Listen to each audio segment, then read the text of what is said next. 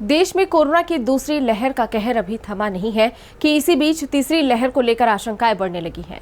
दिल्ली के मुख्यमंत्री अरविंद केजरीवाल ने तीसरी लहर को रोकने के लिए सरकार को एक सुझाव दिया और सिंगापुर से आने वाली उड़ानों को रद्द करने की बात कही, जिसके बाद देश से लेकर विदेश तक की राजनीति गर्मा गई है। तो क्या है तीसरी लहर से सिंगापुर का कनेक्शन और क्यों हो रही है इस पर सियासत?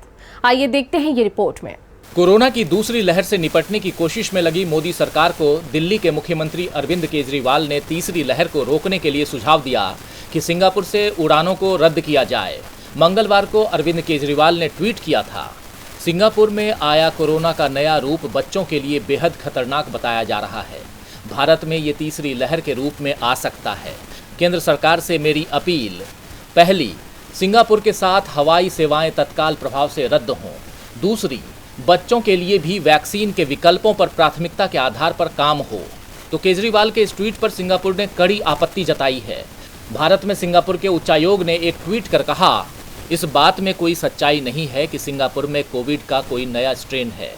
फाइलोजेनेटिक टेस्टिंग में दिखा है कि सिंगापुर में पिछले कुछ हफ्तों में मिले संक्रमण के मामलों में पहले से मौजूद B1617.2 वेरिएंट ही मुख्य रूप से मिला है। सिंगापुर सरकार ने भारतीय उच्चायोग को भी फोन करके इस मामले पर सख्त आपत्ति जताई है। इस संबंध में जानकारी देते हुए बुधवार को विदेश मंत्रालय के प्रवक्ता अरविंद बागची ने ट्वीट किया, सिंगापुर की सरकार ने हमारे उच्चायोग को कॉल करके दिल्ली के मुख्यमंत्री के सिंगापुर वेरिएंट वाले ट्वीट पर कड़ी आपत्ति जताई है। हमारे उच्चायुक्त ने उन्हें बताया कि दिल्ली के सीएम कोविड के वेरिएंट या फिर सिविल एविएशन पॉलिसी की घोषणा करने की पात्रता नहीं रखते हैं।